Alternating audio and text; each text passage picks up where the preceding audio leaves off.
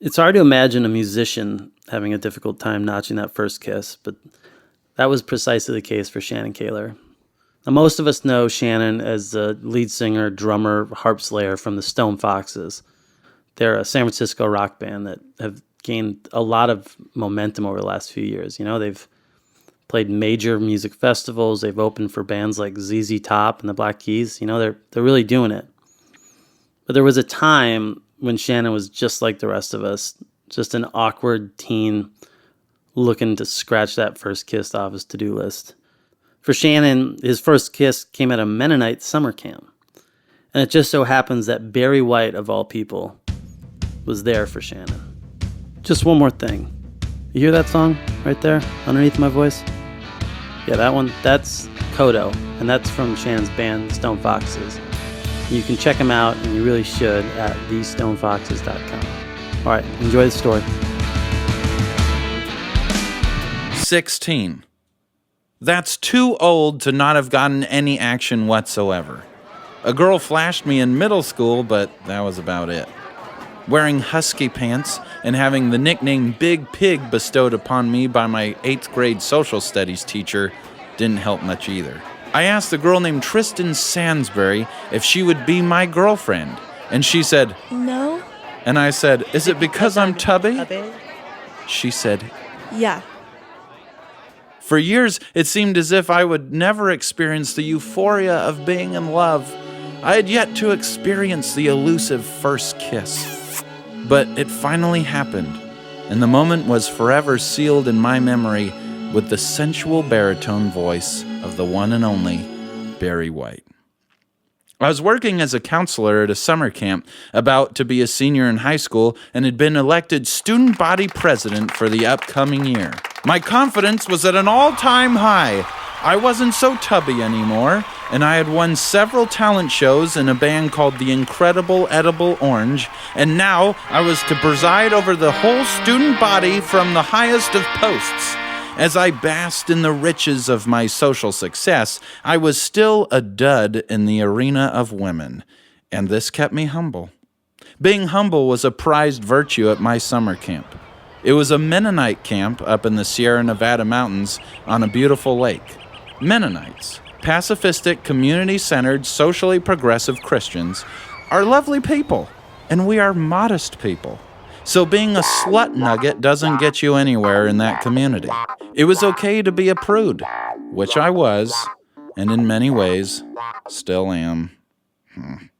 On the weekends, I would lay in the sun on the docks, and lovely, wholesome ladies would pass me by, and I wouldn't do a damn thing about it.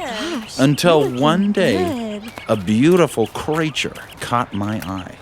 Her name was Jessie, a fellow counselor from Fresno. She had long blonde hair, a cute smile. She was a swimmer, and that's all I knew about her.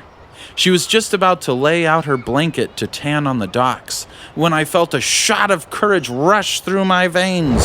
I rose to my feet like a phoenix, went to her and proclaimed, It's hot, huh? Yep, she said. I can't remember what other stupid questions I came up with, but the conversation lasted less than a minute. That's what they call planting the seed, my friends. A week passed, but every morning staff meeting followed a simple agenda. Me staring at Jessie. She would swim in the lake early in the morning and come into the meetings in her bathing suit with water dripping from her hair like those sexy shower commercials. One Saturday, when the kids were all headed home, I saw my best friend Joel, another counselor, talking to Jessie across the baseball diamond. She was whispering in his ear, shot a very quick glance at me, and then skedaddled and ran off. I had told Joel about my feelings for Jessie and how I would give my life to spend but a single moment with her, and on and all of that crap. So I immediately ran over to Joel, and he said, I can't tell you everything. I can't. But let me just say, I think you guys feel the same way about each other. I froze. What do I do now? A woman actually enjoys my company, and I haven't the slightest clue as to what to do about it. Joel said, I think she's going to the lodge to watch a movie. I went to the back room of the lodge. I snuck and I crept, and there she was, curled up in a blanket on the couch, watching Barber Shop 2. That's not a joke. I sat down beside her, put some of the covers over me, all sly-like and kind of sexy, and held her hand. Neither of us said a word. There's nothing really to say when you don't know anything about the other person and you love them for no reason at all. As we watched Cedric the Entertainer scrounge up old jokes, our heads nestled together. I turned and I kissed her. A band of heavenly angels descended from the skies and sang, Hallelujah! It was glorious! She was surely to be my girlfriend. We finally discovered that we could talk to each other. Go figure. And so we did for hours into the night by the campfire. We didn't sleep together. Remember, Mennonites are modest. I saw her the next morning and kissed her farewell, my dear. I was off to Fresno to run some errands for the camp. As I jumped into my truck, I thought, what a magnificent life I lead. Praise Jesus H. Christ. As always, I cranked up the radio. My brother had always taught me that with music, the older, the better. However, that day, I wasn't in the mood for classic rock. I needed my Mega Jams 97.9. I rolled down the mountain from 7,000 feet to the sea level of the San Joaquin Valley, listening more closely to the lyrics of the Mega Jams. Rick James spoke of kinky women, and I could finally at least consider having a kinky future. The Shy Lights asked, have you seen her? And I said, yes, I have seen her, and her name is Jessie. I air drummed, taking my hands off of the wheel, which is dangerous, and I'm sorry, Mother. I rolled down the windows. I wanted the winds of love to waft over me from the outside and wash over my smiling face. Also, it was 100 degrees and my cooler didn't work. Then, after the announcer called out the frequency numbers and said, this is how Fresno Jams, Mega Jams, 97.9, I heard a low rumble. You know, some people say that too much of any one thing ain't good for you, baby. And I said, yes, voice of God, I'm listening. But I don't know about that.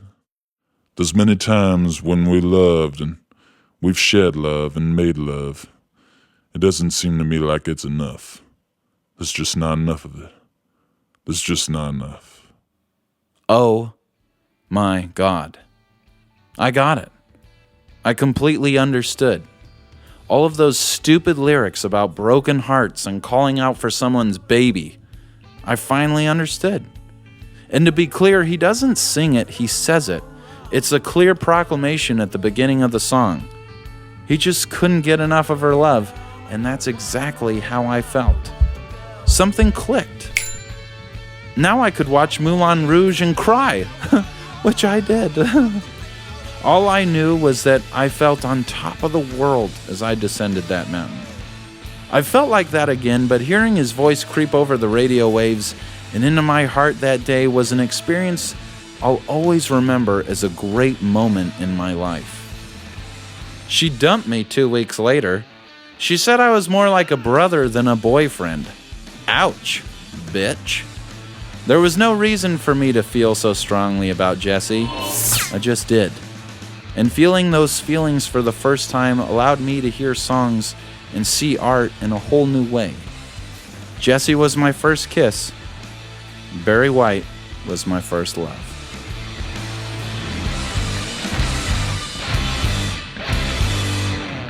For all things Musical Yearbook, check out themusicalyearbook.com. And if you really like this podcast, subscribe to it right now. Do it. It'd be fantastic. And you'll get all the new episodes right away. Musical Yearbook is produced by BAMM.TV. Check out BAMM.TV for hundreds of videos by incredible indie artists. We have episodic content on there. We have documentary shorts. And as always, just head over to Facebook and type in BAMM.TV and follow.